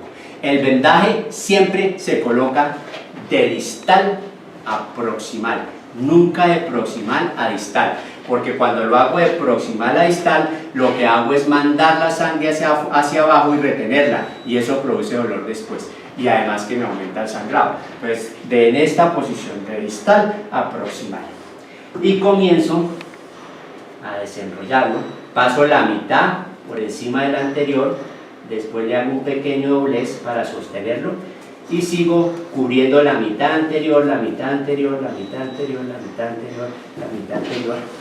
Esa posición que yo estaba usando obviamente es ergonómicamente incorrecta. Coloco mi tira y fijo mi vendaje. ¿Listo? Heridas, abundante agua. Sangrado, compresión, elevación del miembro. Y si yo no puedo mantener la compresión, pues coloco un vendaje. Ya, preferiblemente debemos mantenerla en esa posición. Colocamos una almohada, lo que nosotros tengamos, y la mantenemos en esa posición. Si no, pues ya igual podemos también levantar la camilla. Muchísimas gracias, compañero. No se me van a quitar los guantes por si los necesito más, para poder continuar valorando el paciente. Listo. Después de que yo miro circulación, entonces ya sabemos cuáles son las claves de la circulación, que haya sangrado y miramos la pelvis. Ya si tenemos tensiómetro, aquí es que medimos tensiómetro, aquí es que miramos el pulso durante 1 minuto, porque al principio solamente necesitamos saber si tenía o no tenía y solamente miramos el pulso entre 5 y 10 segundos nada más. Aquí sí podemos hacer el minuto, ya es otro tema. Después vemos el estado neurológico. ¿Cuáles son las dos cosas fundamentales que yo debo mirar en los básicos? Paciente inconsciente, punto, o paciente consciente. Y si el paciente está consciente, entonces verifico si está lúcido, si sabe cómo se llama, si sabe dónde está, si no está perdido, como decimos nosotros. Esas son las dos cosas importantes para un primer auxilio básico. Obviamente hay valoraciones más complejas que la escala de Glasgow, etc. Pero esa es la información que yo necesito saber por si acaso tengo comunicación con la parte médica e inicio el proceso. Entonces, paciente inconsciente. Y después comienzo el resto de la valoración. Entonces, el resto de la valoración es comenzar a mirar, palpar, inspección, palpación, comparativamente en las dos mitades, suavemente, a ver si tiene fractura orbital, siempre comparativamente, en el pómulo, el mentón, la parte del tórax ya la habíamos examinado. Puedo valorar el abdomen, debe ser un abdomen blando, que se deje deprimir. Si ella muestra dolor o el abdomen está muy duro, hay que correr porque ese paciente posiblemente tiene un trauma abdominal y debe ser operado. Y continuamos el resto de la valoración. Finalmente, ¿ya qué podríamos encontrar? Una fractura. Entonces, en caso de fractura, vamos a suponer que tenemos una fractura del cúbito radio. Entonces, en caso de fractura, ¿cómo es el manejo? La primera recomendación es: debo inmovilizar la articulación proximal y la articulación distal la fractura. Regla: articulación proximal distal. Fractura de cúbito radio, codo, muñeca. Fractura de húmero, codo, hombro. Fractura de fémur, cadera, rodilla. Fractura de tibia y peroné, rodilla y tobillo. La articulación proximal y la distal. Primera recomendación. Segunda, protejo las eminencias óseas. Entonces, aquí en este caso retiraríamos, obviamente, compañero, ¿me ayuda, porfa? Nuevamente tenemos nuestra auxiliar. Sosténgame el brazo de la paciente como si fuera una cunita, no debajo de los niños. Colóquelos debajo de los niños y después yo retiro los niños. ¿Listo? Para que no se desplace la fractura. Está fracturado aquí. Y yo pueda hacer el resto de la maniobra. Entonces, retirar el reloj. Este es un reloj antirrobo. ¿Listo? Retiramos el reloj. Ojo con las cosas pertenencias del paciente, ¿no? Désela a una persona de confianza que las guarde para que no se vayan a perder. Entonces, pues, haga una canita. Eso. Háganle más camita con las manos. Abajo. Eso, así. Eso, para que sostenga. Perfecto. Articulación proximal y distal debemos evitar, inmovilizar y proteger las eminencias óseas. Estos huesitos que salen. Porque si yo coloco el cartón en el inmovilizador directamente, se va a ulcerar. ¿Cómo lo protejo? Puedo utilizar una gasita, puedo utilizar un pañuelo limpio, lo que ustedes quieran. Una cosa muy elegante sería utilizar un vendaje de algodón. Entonces, el vendaje de algodón lo colocamos exactamente en la misma forma, que yo sostengo para pasar por debajo y vamos cambiando. Pasa tu mano. Listo. Yo sostengo, pasa tu mano nuevamente. ¿Listo? Con una pasada es suficiente. Entonces hacemos la colocación. Obviamente lo importante es preferible, listo. De pronto nos queda más fácil trabajar si el brazo está en el suelo, no importa, la idea es que estemos haciendo la cuna para proteger la inmovilización. Y luego procedemos a colocar el inmovilizador. Entonces existe un doblez, ¿listo? Entonces es mejor, prefiero no utilizar esto, pero me sirve para hacer la fijación, pero la fijación de pronto yo prefiero colocarle un vendaje. Ya es cuestión de quién lo utiliza. ¿Listo? Entonces, vamos a cambiar tu mano por el inmovilizador. Saca las manos. Ahora ciérrame el inmovilizador. Perfecto. ¿Listo? Entonces aquí lo podemos levantar. La manito. Sube las manos para que quede bajo la fractura. Súbela y allá. Súbela. No, bueno, perdón. Hacia mí. Está equivocado. Bajo. Con las dos puntas, pero más abajo, más arribita entonces, debajo de la fractura, baja la otra, eso, ambas puntas, tus dos manos juntas, eso, muy bien, y más abajito, más en la fractura, eso, perfecto, para yo poder manipular, esto quedaría en esta posición, un poquito más para poder cerrar el vendaje. La idea es que tenga una posición anatómica. Yo puedo utilizar las correas que trae el inmovilizador, pero yo prefiero utilizar un vendaje. Entonces, con los pulgares cierren eso, porque ella ya está inmovilizada, entonces no hay mayor problema. Entonces, colocamos un vendaje, cogemos un vendaje y hacemos exactamente la misma maniobra.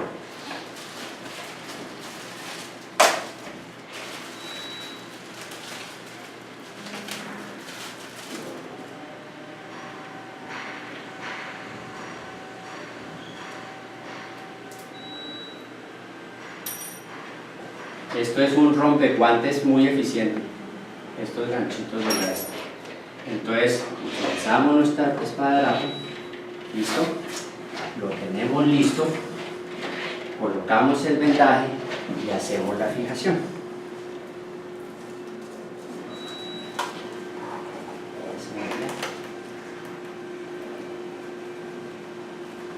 Yo prefiero un millón de veces utilizar este tipo que los elementos que trae el mismo inmovilizador. ¿Qué hago en ese caso? Sencillamente los corto. Entonces su merced sostenga el vendaje. Utilizamos el espadadrapo para fijarlo.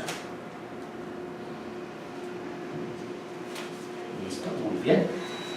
Recomendable utilizar unas tiritas así longitudinales para evitar que el vendaje se corra. ¿Listo? Perfecto. Ahí, entonces nosotros ya después podemos fijar el brazo al paciente y sostenérselo de alguna manera con una correa, un vendaje al cuerpo. Eso sería lo que nosotros haríamos inmovilizaciones. Existen otro tipo de patologías pues que no son no agreden mucho al paciente como no agreden mucho al paciente, no necesariamente debemos correr carto como corredoras pequeñas, etcétera, etcétera. Entonces, finalmente, esto sería como lo básico, ¿no? Lo fundamental, lo importante. Ya se puede profundizar en mordeduras, en picaduras, en cuerpos extraños, etcétera, pero la base fundamental inicial es esta. Listo. Aseguramos la escena. Señorita, soy socorrista. Señorita, no me respondió. Miramos si tiene pulso y ventila. Si tiene pulso y si ventila. Pido la ayuda pertinente. Compañero, a la cabeza. Colocamos el inmovilizador cervical y empezamos el protocolo. Que no tenga nada en la vía aérea, el compañero que tiene la cabeza puede sacar el mentón para que ella ventile bien. Miramos la B, que es respiración. Miramos la C, que no esté sangrando, está sangrando, le hacemos el manejo. Miramos la pelvis, vemos inestabilidad en la pelvis suave y no malo, volvemos a repetir. Y le colocamos la maniobra, como ya sabemos, con el cinturón, eso le va a salvar la vida. Protegemos a la D, paciente que está inconsciente, o si está consciente, paciente que está muy confundida, y comenzamos a hacer la velación general. Encontramos fracturas, inmovilizar articulación proximal y distal, proteger las eminencias óseas, colocar el inmovilizador, listo. Siguiente paso, la colocamos en la camilla, ya sabemos cómo, e iniciamos el traslado. Fundamentalmente, eso es lo básico. Yo quisiera cerrar este video diciendo lo siguiente: no se puede aprender primeros auxilios en 1 hora, en 90 minutos. Aquí es para que ustedes tengan los conceptos, para que se motiven, pero realmente esto hay que profundizarlo, hay que practicarlo. Los cursos de primeros auxilios de medio día, de un día, no sirven si nosotros queremos hacer realmente la función. Cualquier inquietud que ustedes tengan, se pueden comunicar a Prodesec, nosotros estaremos atentos a solucionarles cualquier inquietud que ustedes tengan. La peor pregunta es la que no se hace, no lo duden. Números de Prodesec 746-4544, o se pueden dirigir al correo info@prodesec.com.co, o sencillamente entrar a la página web www.prodesec.com.co. Espero les haya servido de algo. Hasta una próxima oportunidad. Muchísimas gracias.